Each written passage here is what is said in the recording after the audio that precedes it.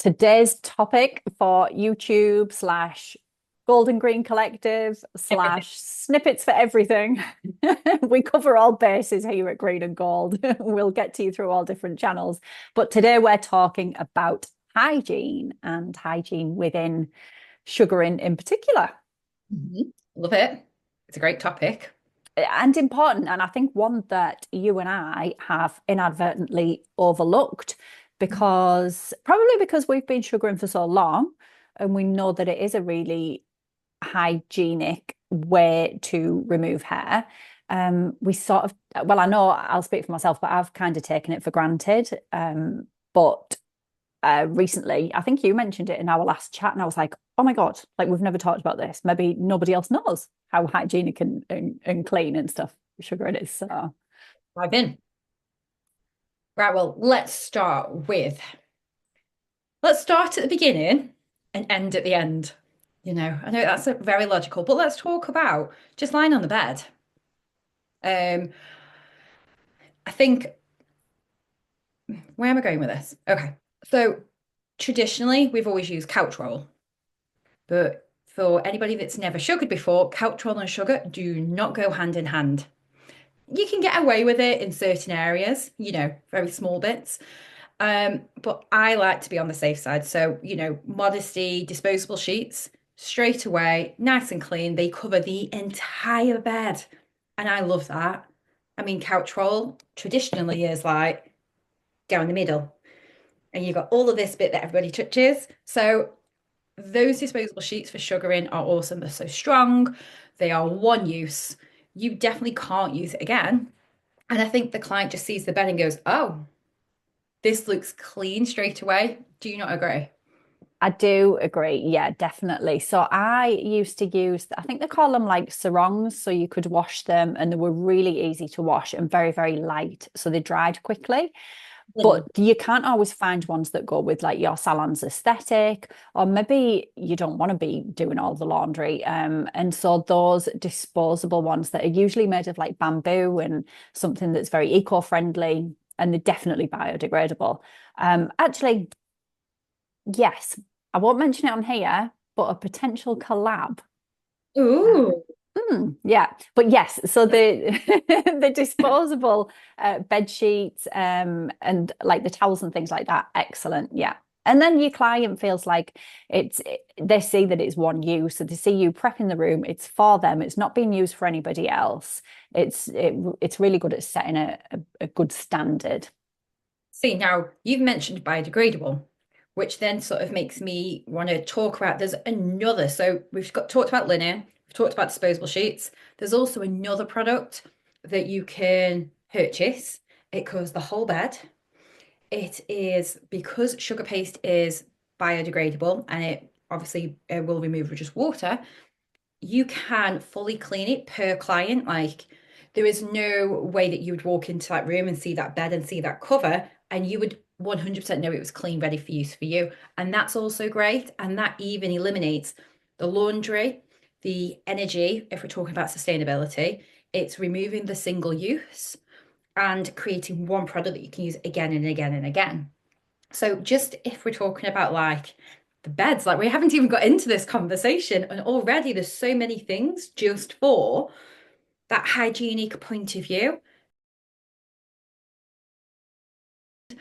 I think it was very British for most clients to wear their underwear whilst having an intimate hair removal service.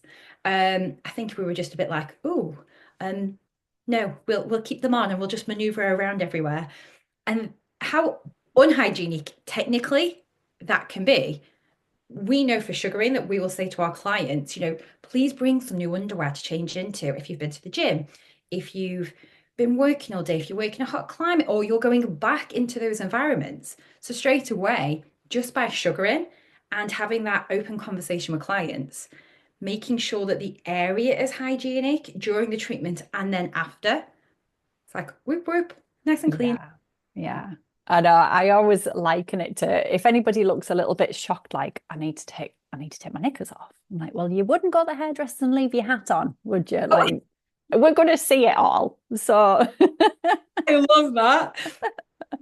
to be fair, I normally go in with the whole, if I can't see it, I can't guarantee. But if you wouldn't go to the hairdressers and leave your hat on is going to become part of my, oh, that is awesome. Oh, but yeah, I've never thought of that actually. Like, because we've never worked, we don't teach to work around underwear with green and gold, so it hasn't occurred to me. But yeah, that's true that other people kind of, scoot this over here and then scoot that bit over there. And yeah, someone could have had those knickers on all day. And yeah, and that's why we say bring some fresh ones as well, because your freshly sugared skin, you want clean underwear on there, not to put you, not I that mean, they're dirty necessarily, but you want fresh on there when your skin's freshly sugared. bodily fluids, it doesn't regardless of hours, there's bodily fluids and there's heat. But I used to do that. That was like the way that I suppose the way it was. We are quite modest as a nation, and it is sort of taking that like strong stance, being like, right, okay, underwear off, onto the bed. But yeah, so there's a second win for sugaring. Super, super clean before, during, and after. I don't know, and we still haven't got into the products or anything yet, have we? I knew we'd go off on a tangent. Oh, we're here, but we're like, it's almost like the guest service journey, but is in hygiene before you've even started. Hygiene doesn't just start with the product. Yeah. There are so many steps before it. So before we even touch the product, we need gloves, Emma, on both hands. We do. Yeah, again, that's something I take for granted. But oh, so many sugaring videos I see where they're sugaring with a bare hand.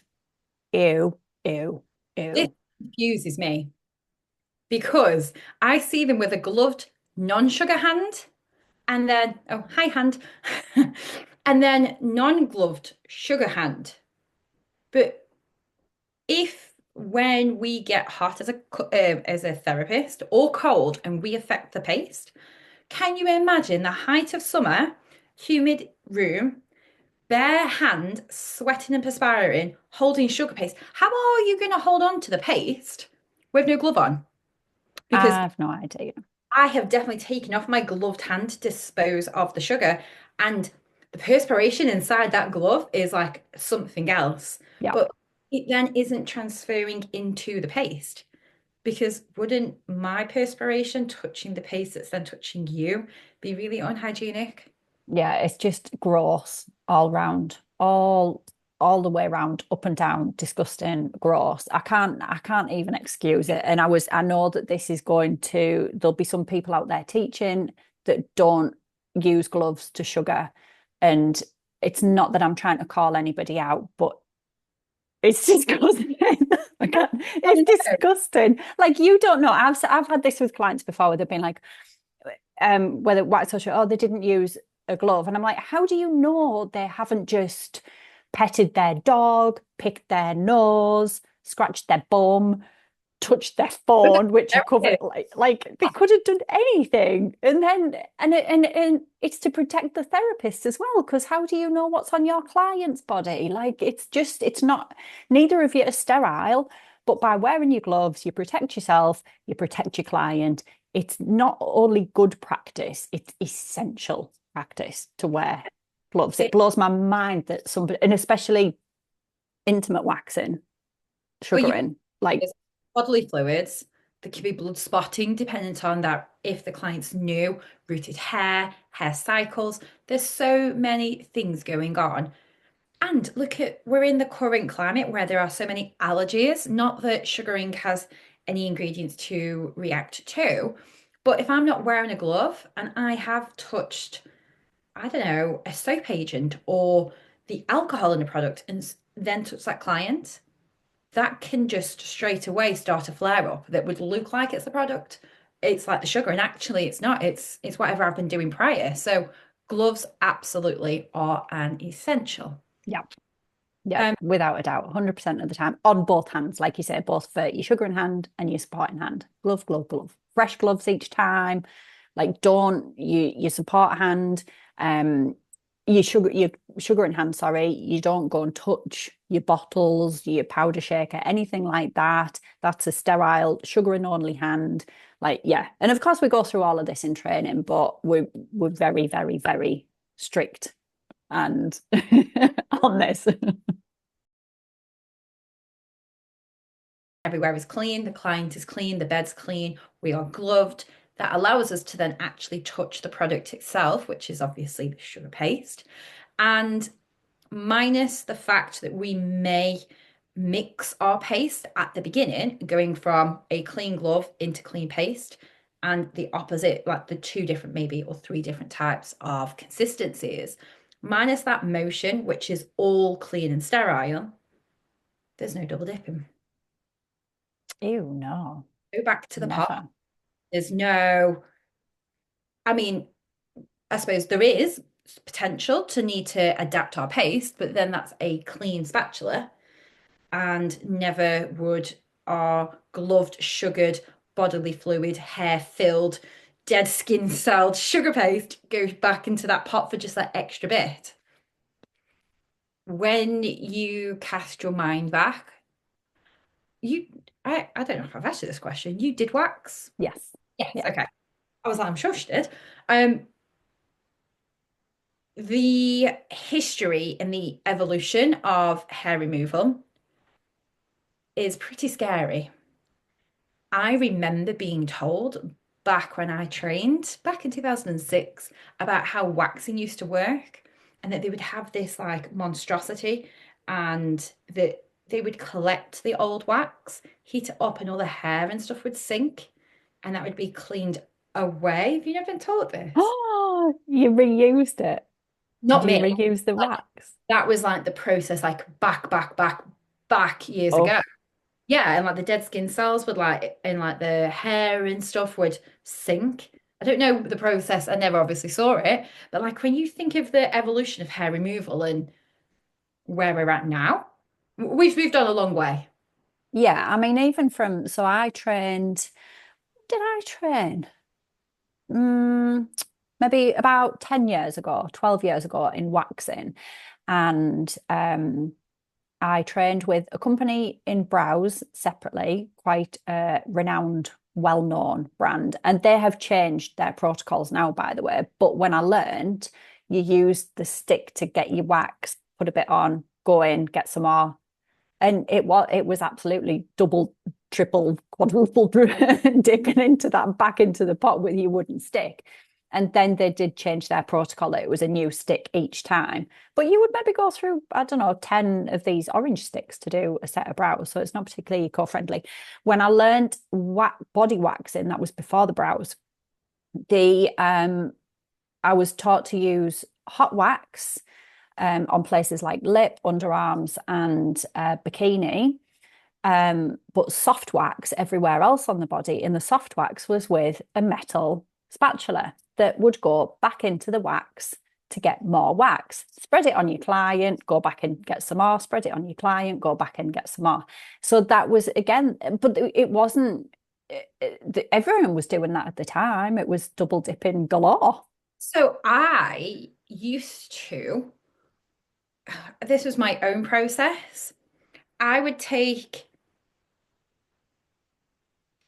I would take a spatula and I would apply it. I would maybe double dip to cover, from below knee to ankle so that the whole surface was covered. Throw it in the bin because I'd like double dipped, triple dipped, however many times it took to cover that leg. Then throw it away so that it wasn't sitting on the side. Because what else did you used to do? Or you used to balance it like on top of the wax pot. So I'd be like, throw that one away, remove, new one, cover the knee, throw that one. But it would still go back. Like I'm not saying that I wasn't double dipping. It was just the way. So things have just totally and slowly and thankfully evolved. And we're just lucky that our product just naturally doesn't require us hygienically to go back. It slows it, no, it doesn't slow. It speeds up so much time between the whole, like we've just said, into back. And I think that's really surprising on a hygienic level. I think when people first come in for that service and they see us with the sugar, okay, that's fine. They see us apply the sugar, okay, that's fine. That we mold the sugar and then we remove it. And then I think they are waiting for us to do the whole, and they say, no, straight back in, straight back in. And then you always hear that question of, oh, do you reuse it? Yeah. oh, you're using the same thing. Yeah. But that brings us to the second hygienic point. Not only is the product hygienic, the room's hygienic, and the process is hygienic, but we work in a hygienic way. So, yes, we've got the dead skin cells and body fluids, but we're working in areas. I would never sugar someone's lower end, back, butt crease area, and then go and sugar the face. Like, can you imagine? Like, you've got to work in a area, so like you want to work in places that maybe don't have bodily fluids first. There's always going to be perspiration, but you can add perspiration to perspiration. You don't want to work with bodily fluids, blood spotting, and you know no. You're so polite, Emily. So we could go from like I would do maybe a leg and then do an underarm perhaps. But then yeah, you're right. You wouldn't like go and sugar someone's butthole and then do the top lip with that same bit of sugar. Is what we're saying. But then Absolutely. Yeah. And that was see when we started this conversation, my main thought was how bacteria can't live in the sugar paste. That was like hygiene. But yeah, you've just reminded me that everything to do with the whole process and the way that we teach it and stuff that we take for granted that's just best practice, good practice is part and parcel of sugaring. And something else I wanted to touch on as well, because I know from going for treatments myself, you kind of again you pick up on things that are happening in other salons, and we always teach to clean down and sanitize. just So with that. yeah, so with our support hand, if we're going in to grab our because we're using our powder throughout the treatment with our support hand has been in contact with our client's skin. We've been stretching their skin everywhere, and then we get hold of our powder shaker. So that's then the cross contamination. So after that treatment, we need to be sanitizing everything, all of the pumps, the sprays, the powder, everything gets sanitized in between clients. Really important. So the sugar lids. Tops of the sugar lids, all of your touch points, a bit like I think last time we were talking about it particularly came to the forefront of COVID when a lot of us, I know you and I did the courses on health and hygiene and things in between and touch points, things like door handles and light switches and anything and everything that people might touch. Yeah. And oh, I was just about to say something. So I will tend to do this in front of my clients. So I will just say to him, right, you're all done. I'm just gonna clean down like my tweezers and my pots and stuff. And then I will let you get dressed. Some clients will want to get off the bed and just go, oh, well, whilst you're cleaning, I'm gonna get dressed, which is great because it helps to speed up your treatment. I also use it as an opportunity whilst we're on the bed to talk home care and talk through things. But I think it's really nice for them to see that you are cleaning stuff down. I've definitely been to places over the years where there's been hairs on cotton pads or on spatulas that are just on the side, you know. And I know there's a whole argument of should your client see you cleaning, but I'm not obviously mopping the floors down, but it is nice for them to go, oh, okay, because technically they're walking into a treatment room and don't know the process that has happened. There's Yeah. also more hygiene in between, like changing the sheets and things, but it is nice for them to see that element too and just know we can talk this talk, but it's nice for them to see it has been clean. So Yeah. definitely. So aside from the hygiene side of it, the other thing that's kind of hand in hand, perhaps, or that I wanted to touch on anyway, is the eco side of it. So we have talked about this before, but just to reiterate the eco-friendly side of sugar in terms of it's sugar, water, and lemon. It's all degradable, biodegradable, as well as the gloves that we use. And there's very little goes to landfill because we're not using strips for a start. We don't use those at all. And we use a few sticks, but a lot less than we do with waxing. But the other thing that came to mind, I was looking at some stuff came up on my feed, glitter in wax. I see a lot of glittery waxes. Well, yeah, I'm now thinking of like shimmery wax. Okay. Yeah, never thought about that.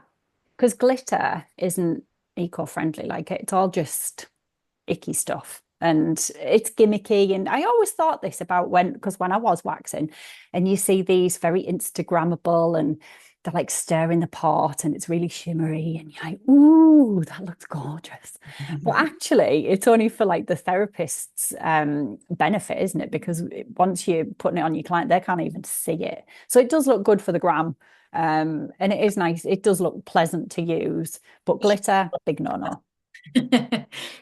We'll have to start doing that. We'll have to find like a sparkly filter, be like Instagram versus reality. Like there's actually nothing in our products. There is no sparkle. I mean, I suppose before anybody like hates us, I know that there is biodegradable glitters out there, but if that was the case, it sounds counterproductive with the products not being biodegradable and man-made in the first place. There's no point in putting a biodegradable glitter into a man-made product. You just Yeah, kind of you're yeah, just washing, aren't you, really, I suppose, at that point. yeah, exactly. Yeah, it just seems like a really unnecessary thing to add to your product. Yeah. Oh, I can't think of anything else to talk about hygiene, can you?